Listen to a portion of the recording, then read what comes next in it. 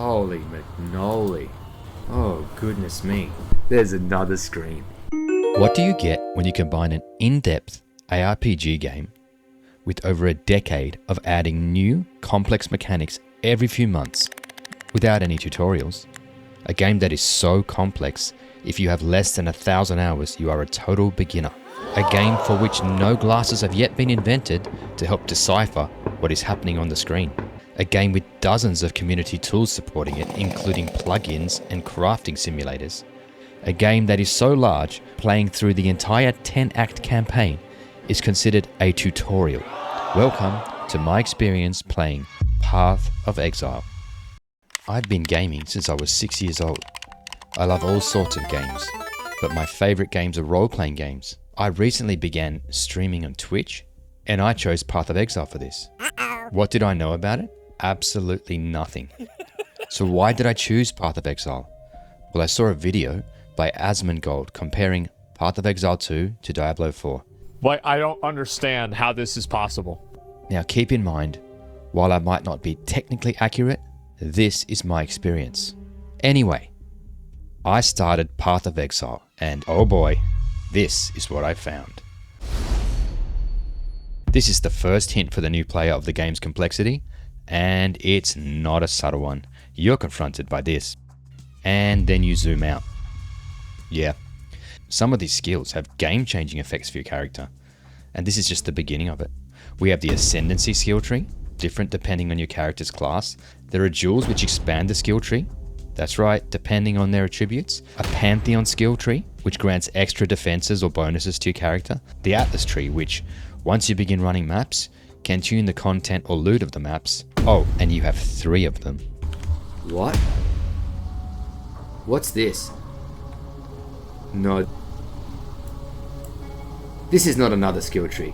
Couldn't possibly be. Don't do this to me, game. And of course, you can track your progress and favor specific maps through the Atlas of Worlds. The campaign in Path of Exile is a set of areas and missions with 10 acts, each with a critical path needing to be completed before progressing to the next act. However, there are missions not on the critical path in the acts, which means you can come back and complete them later or not at all. New players will, as I did, believe this is the game. Experienced players call the acts part of the game a tutorial. I believe it should be enjoyed by the new player, and you should learn from it and complete it at your own pace. Most experienced players will fly through it because they'd rather spend their valuable time in the next part of the game called maps, where this time can get you much more valuable loot, progression, gear, currency, and so on. My advice to new players, don't get caught up in trying to rush through anything in the game. You will naturally go fast when it's the right time to do so. Once you make it through the campaign, the game isn't over. Whoa. It's not even halfway through either. It's just begun.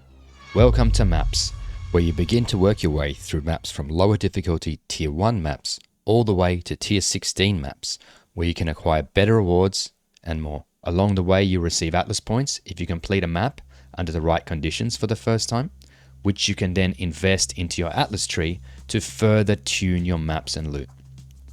To make things nice and simple, maps can be witnessed by various bosses, creating progress on the way to receive boss fights, fragments galore, to bigger boss fights, and bigger boss fights, and uber boss fights, and uber boss fights. There is no end. And then there are Tier 17 maps, unique maps, maps with league mechanics dominating them, and way too much more to fit into this video. Bosses get really tough, eventually focusing on understanding boss mechanics. Fights become really hard, but are really rewarding. Yes! We did it. Some people do minimal crafting in Path of Exile.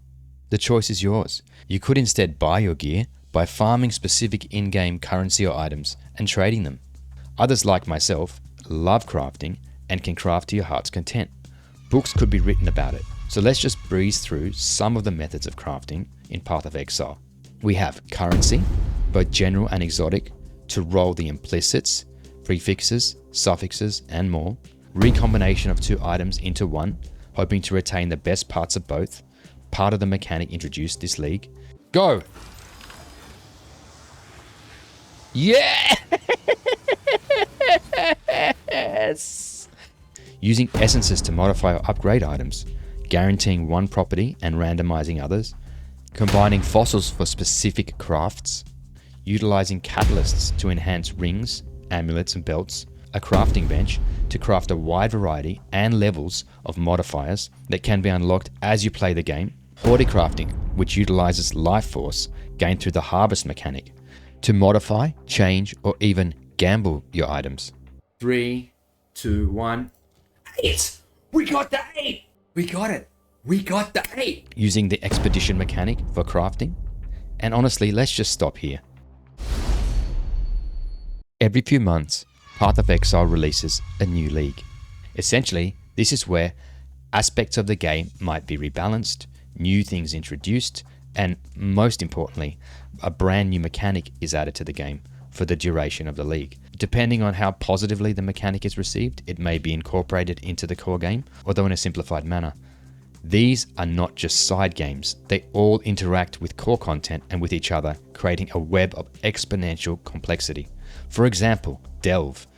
Go deep into dark mines and fight through hordes of monsters, collecting all kinds of loot and fossils used for crafting. Keep in mind, this is not the only place to get these fossils, but that's beside the point.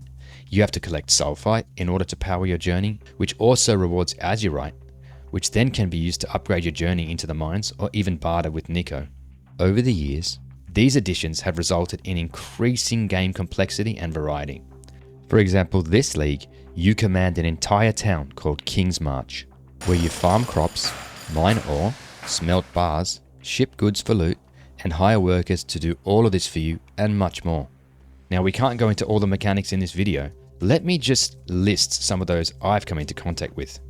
Delve, Heist, Expedition, Bestiary, Blight, Ultimatum, Delirium, Ritual, Harvest, Legion, Breach, Abyss, Betrayal. You get the point. They can be so overwhelming for the new player who is still learning the core game. My advice is, don't try to learn them all at once. Pick a couple which give you the best rewards for your character. Once comfortable, learn another couple, and so on. There are so many items in Path of Exile. Let's just go through a few of the categories. There's the main currency in the game. This can be used for trading with real-life players across the economy of Path of Exile, or for trading with vendors in the game, and for crafting your own gear. We have thousands of different types of armor, weapons, and more, and very importantly, colored sockets in which we can slot gems. Your flasks are used to renew health, mana, provide buffs, and more, and deserve a special mention. That's because a new player should not underestimate these. They can provide huge increases, for example, to armor or immunity to certain ailments temporarily. That's of course unless you have Mage Blood, one of the most coveted unique items in the whole game, which applies these permanently. Yes, a belt. For new players, don't underestimate those either. Then we have gems. Many of them. They can grant you a new skill, can support other gem skills by amplifying or modifying them, or even provide you with a buff or aura. Now, gems are not small things. Your entire character is usually built around a single skill provided through a gem. So you'll need to acquire items with the right number, color, and amount of linked sockets. Links enable skill gems to support others. And I cannot possibly fit all of the exceptions in Path of Exile into this video. There's always, this is the rule, except in this scenario. And it's everywhere in the game. But let's just go there for a minute with gems. You level these gems up from levels 1 to 20 for greater effect. You can quality these gems up to a quality of 20% for other effects. But of course, through gear and many other means, you can level these gems beyond level 20. You can raise their quality beyond 20%. You can acquire or create versions of gems which grant you an additional Val skill. You can find exceptional or awakened gems. You can acquire a variation of gem skills known as transfigured gems, which entire builds are based off. Now, I'll just list some of the other items in the game. Omens, tattoos, runes, lots and lots and lots of fragments, cards which can be exchanged for items if you have the full set, essences to craft items, oils which can be used to anoint your amulet or other items to grant you skills, fossils to craft, and thousands of unique items, most of which you will find totally useless, some of which will be great at certain periods of time, and those really rare uniques that could totally change your game. For example, rings that could triple your damage. There are loads of tools which sure may not be required, but are immensely helpful in your Path of Exile journey. It's common, for example, to have Path of Building to manage and experiment with your builds, various kinds of planners, lots and lots of wikis, a crafting simulator, websites to help map out constantly changing areas, trade websites and plugins, customizable loot filters, and my favorite, which I do not use, the regex tool. Oh god. This game is so complicated. Let's keep this short. I'll just say this. I still cannot see what is happening on the screen much of the time. I wouldn't say you're a degenerate. Degenerate or PoE player, call it what you like. Oh, look at this, I love this. My whole computer's come to a standstill. That's a good map. In conclusion, I'm going to rate this game in terms of complexity, replayability, new player friendliness, and then give it my overall verdict. Firstly, for complexity, a lot of today's players started Path of Exile when it was smaller and grew with the game.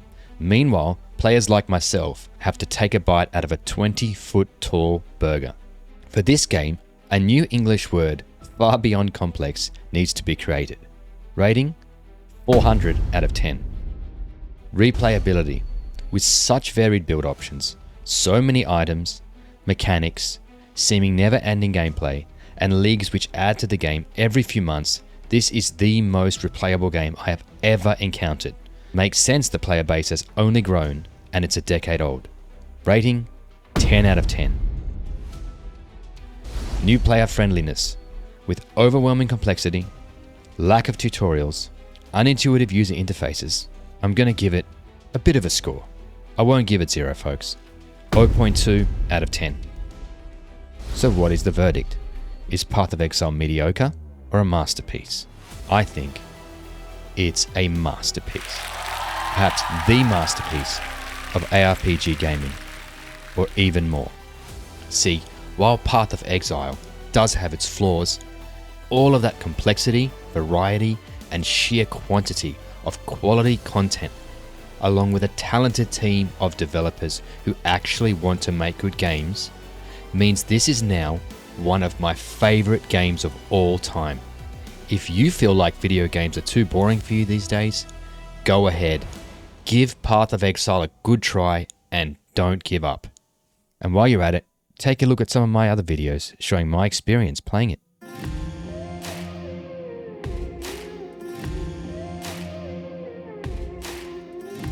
Did I do it?